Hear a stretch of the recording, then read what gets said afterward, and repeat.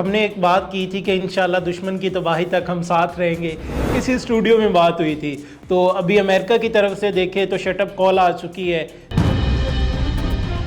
दुश्मन इस वक्त इंतहाई बौखलाहट का शिकार है। Z10ME टेस्ट वेरिएंट है, इसके अंदर मिसाइल अप्रोच वार्निंग सिस्टम भी है, इसके अंदर लेज़र वार्निंग सिस्टम भी है, क्योंकि इससे हमारे पंच में, हमारी कुव्वत में आर्मी एविएशन की बहुत ज़्यादा इजाफा होगा। तो ये हेलीकॉप्टर दुश्मन के जहाज़ों को शूट करेगा,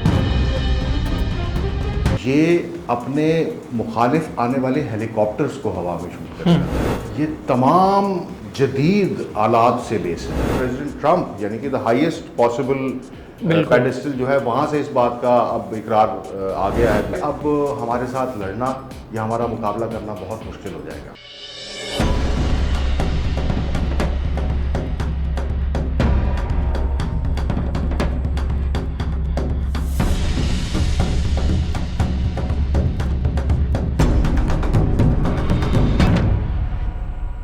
अस्सलाम वालेकुम, साउथ पंजाब डिजिटल के साथ मैं हूं आपका मेज़बान मोहम्मद अकमल। फील्ड मार्शल सैयद आसिम मुनीर साहब की मुल्तान आमद होती है और उस आमद के बाद दुश्मनों की जो नींदें हैं वो हराम हो जाती है। कई मेडिसिन लेकर वो सोने की कोशिश करते हैं, लेकिन नींद उनके करीब तक से नहीं गुजरती। इसकी वजह पाकिस्तान के पास एक नया आने वाला जंगी हेलीकॉप्टर है। ये हेलीकॉप्टर कौन सा है, इसकी स्पेसिफिकेशंस क्या है और ऐसी क्या बात है कि दुश्मन इससे इतना घबरा रहा है, क्यों दुश्मन के लिए ये इतना बड़ा खतरा बन चुका है। इसी पर बात करने के लिए हमारे साथ मौजूद है air commodore retired Muzammil Jibran sahab. Sir thank you so much, आप एक दफ़ा फिर कीमती टाइम में से टाइम निकाल कर आए।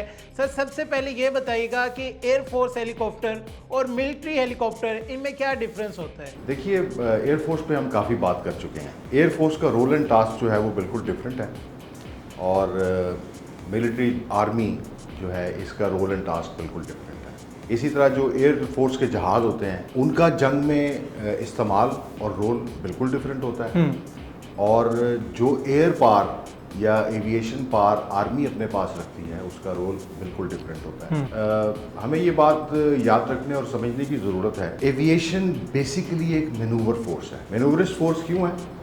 आप किसी भी जगह पे बहुत जल्दी अपनी फायर पार डिसाइसिवली कंसंट्रेट करके इफेक्ट्स क्रिएट कर सकते हैं। कुछ रोल एविएशन या एयर पार का आर्मी के पास भी है।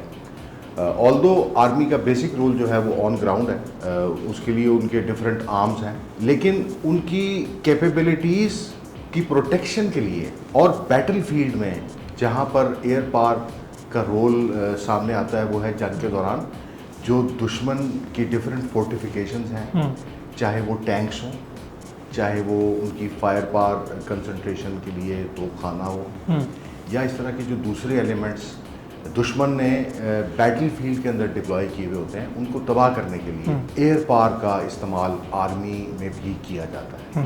रोल्स जब हम डिफाइन करना चाहेंगे तो जिस तरह एयर फोर्स के जहाज़ बड़े हैं, उनमें ज़्यादा फ्यूल है, उनकी रीच दूर है, तो वो इफेक्ट्स दूर तक क्रिएट करते हैं। ये छोटे जहाज़ हैं, हेलीकॉप्टर्स हैं, लिमिटेड फ्यूल कैरिंग कैपेसिटी है, तो इनकी रीच कम होती है, इनकी स्पीड कम होती है, तो ये डिसाइसिवली बैटल फील्ड के अंदर इस्तेमाल किए जाते हैं। बैटल फील्ड में कहाँ इस्तेमाल किए जाते हैं? अगर आप देखिए कि आर्मी एविएशन में जो आर्मी हेलीकॉप्टर्स हैं उसका सबसे बड़ा रोल जो है वो तो सेल्फ प्रोटेक्शन होगी, कि अपने जितने भी ट्रुप्स डिप्लॉयड हैं बैटल फील्ड के अंदर उनकी हिफाजत के लिए जहाँ जहाँ से फायर आ रहा है वहाँ पर उन जगहों को तबाह किया जाए। अब वो कौन कौन सी जगह, जैसे मैंने अर्ज किया कि टैंक्स हो सकते हैं, तो ये एंटी टैंक रोल में इस्तेमाल होता है, देखने के लिए कि किस किस जगह पे टैंक्स डिप्लॉयड हैं, किस किस जगह पे तोपें लगी हुई हैं, उनकी आर्टिलरी की पोजीशंस क्या है, उनके मिसाइल्स छोटे जो हैं मैन पैड्स वो कहाँ लगे हुए हैं, उनको देखने के लिए रिकॉनेसेंस, तो आर्म्ड रिकॉनेसेंस के लिए भी यूज़ होते हैं।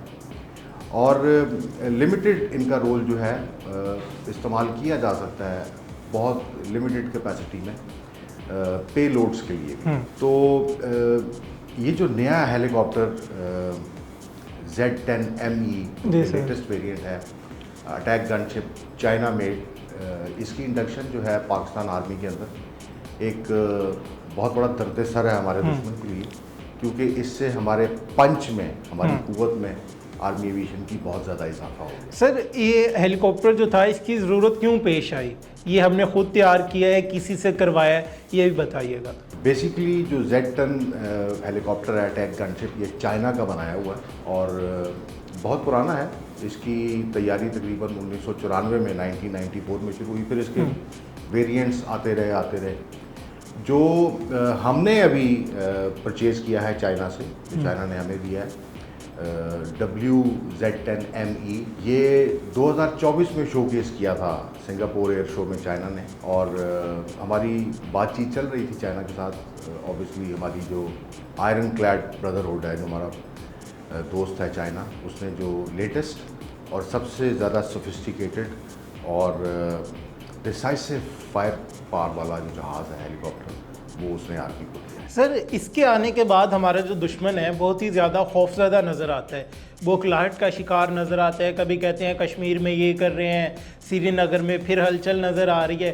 क्या वजह है, ऐसा क्या है इसमें? ये जो गनशिप हेलीकॉप्टर है, ये तमाम जदीद आलात से लेस है। फॉर एग्जांपल इसके अंदर मिलीमेट्रिक वेव कंट्रोल जो है, फायर रडार है, जो कि धुंध, गुबार, इन चीज़ों के बियॉन्ड देख सकता है दुश्मन को और उनको टारगेट कर सकता है। फिर इसके अंदर जो एमिनिशन साथ आया है इसके, जिसके अंदर के HJ-10 एंटी टैंक मिसाइल्स हैं। ये मिसाइल्स जो हैं ये electro optical wire guided anti tank missiles हैं, जिसकी रेंज तकरीबन 25 किलोमीटर तक है। इसके अलावा TY-90 air to air missiles हैं। अब यहाँ पे कंफ्यूजन ये नहीं होनी चाहिए कि ये अगर एयर टू एयर मिसाइल्स हैं तो ये हेलीकॉप्टर दुश्मन के जहाज़ों को शूट करेगा, नहीं। ये अपने मुखालिफ आने वाले हेलीकॉप्टर्स को हवा में शूट करेगा। तो इसकी भी रेंज एयर टू एयर जो जहाज़ों के फाइटर एयरक्राफ्ट के मिसाइल्स होते हैं उसकी तरह बहुत ज़्यादा रेंज नहीं है, लेकिन फिर भी 25 किलोमीटर तक इसकी रेंज होती है। फिर इसके अलावा इसमें CM-502KG इसमें एयर टू ग्राउंड मिसाइल्स भी हैं, कि अगर आपने प्रिसाइसली टारगेट करना है किसी ऐसी जगह को जहाँ से दुश्मन आपके ट्रूप्स के ऊपर कुछ एमुनेशन जो है वो फायर कर रहा है, तो उसको बड़ा प्रिसाइसली टारगेट किया जा सकता है। इसके अंदर इलेक्ट्रॉनिक काउंटर मेजर्स के जो स्वीट है वो बहुत ज़बरदस्त है और इंटीग्रेटेड है। इसके अंदर मिसाइल अप्रोच वार्निंग सिस्टम भी है, इसके अंदर लेज़र वार्निंग सिस्टम भी है, और ये सब इंटीग्रेटेड हैं। चैप्स एंड प्लेयर्स जो कि फाइटर्स के अंदर आप देखते होंगे जिस वक्त डेमो हो रहा होता है कि उसमें से कुछ शरारे निकल रहे होते हैं, बिल्कुल ऐसे है सर। तो ये इंटीग्रेटेड इसके अंदर, इस जहाज़ के अंदर मौजूद है, और ये सेल्फ प्रोटेक्शन बहुत अच्छी तरह अपनी कर सकता है।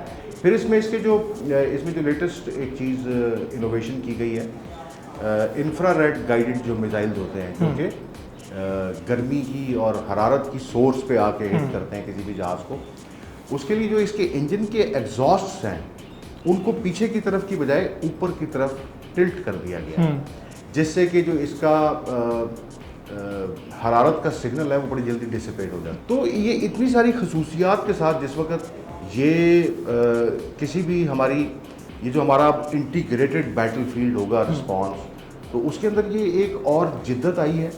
इस पूरे नेटवर्क के अंदर, हमारी कैपेबिलिटीज़ के अंदर ये हेलीकॉप्टर ऐड हुआ है, और इसी वजह से हमारा दुश्मन बहुत बौखलाया हुआ है।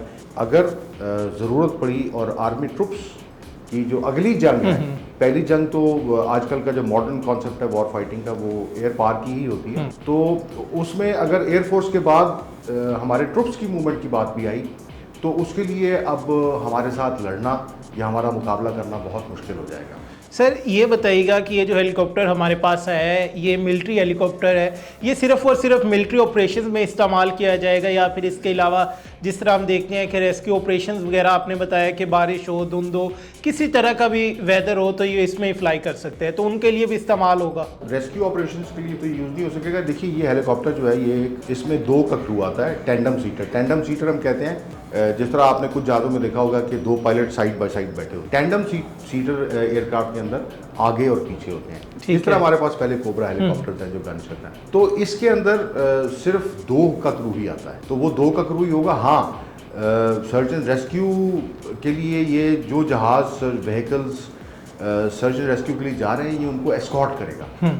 ताकि उनको कोई हिट ना कर सके, उन पे हमला ना हो। तो ये एस्कॉर्ट के तौर पे भी उस रोल में इस्तेमाल होगा, लेकिन डायरेक्टली सर्च एंड रेस्क्यू में इसका रोल नहीं। हमने एक बात की थी कि इंशाल्लाह दुश्मन की तबाही तक हम साथ रहेंगे, इसी स्टूडियो में बात हुई थी। तो अभी अमेरिका की तरफ से देखें तो शटअप कॉल आ चुकी है कि ये होगा, तिजारत बंद कर दी गई, टैरिफ जो है वो बढ़ा दिया गया। तो अब क्या हालात है दुश्मन के? दुश्मन इस वक्त इंतहाई बौखलाहट का शिकार है। उसका जो भी ड्रामा, वो जो बॉलीवुड का ड्रामा बिल्कुल ऐसे चाहते हैं अपने गोदी मीडिया के ऊपर, उसकी हकीकत अब सारी दुनिया पे आश्कार हो चुकी है। ये कहते क्या हैं, होता क्या है, कहानी दरअसल क्या होती है। तो इसका बैकलैश डिप्लोमेटिकली, इकोनॉमिकली, हर फील्ड में अब हमारे दुश्मन पे आ रहा है और वो सख्त बुखलाहट का शिकार है। और उसकी जो उसने अपनी एक फुट होल्ड, फिसलती हुई जो उसकी फुट होल्ड थी अपनी मुल्की सियासत में, उसको बचाने के लिए जो इसने ऑपरेशन ड्रामा सिंदूर एक किया था, उसकी हकीकत भी न सिर्फ वहाँ के जो अपोजिशन की पॉलिटिकल पार्टीज़ हैं वो बता रही हैं वहाँ के लोगों को, फिर पूरी दुनिया का मीडिया बता रहा है कि ये क्या ड्रामा क्रिएट किया गया। तो डेफिनेटली इसका बैकलैश हर तरफ से, ये जो मोदी सरकार है और उसका जो गोदी मीडिया है उसके ऊपर डायरेक्टली। अभी तो अमेरिका ने भी कहा है कि पाकिस्तान ने राफेल गिराए हैं। जी बिल्कुल, ये तो प्रेसिडेंट ट्रंप यानी कि द हाईएस्ट पॉसिबल पेडेस्टल जो है, वहाँ से इस बात का अब इकरार आ गया है दुनिया की तरफ से कि बिल्कुल 4-5 राफेल गिराए गए हैं, अलावा इसके जो बाकी 2-3 जहाज़ और ड्रोन थे या बाकी जहाज़ थे। सर, साउथ पंजाब डिजिटल को टाइम देने का बहुत शुक्रिया। बहुत शुक्रिया जी। तो नाज़रीन, आपने जाना कि Z10ME जो नया हेलीकॉप्टर पाकिस्तान में आया है, जो कि मिलिट्री एविएशन में इस टाइम हमारी जीनत बन चुका है। दुश्मन को इस हेलीकॉप्टर ने खौफजदा कर दिया है कि अब कोई भी वेदर हो, किसी तरह का भी मौसम हो, कोई भी सिचुएशन हो, हम फिर से दुश्मन को हर जगह पे, जिस तरह से पहले एयरफोर्स हमारी दुश्मन के घर में घुस के मार रही थी, उसी तरह अब हमारे जो मिलिट्री हेलीकॉप्टर्स है वो भी दुश्मन पर कारी ज़रब लगाएंगे। अपने मेज़बान मोहम्मद अकमल को दीजिए इजाज़त। देखते रहिए साउथ पंजाब डिजिटल। अल्लाह निगहबान।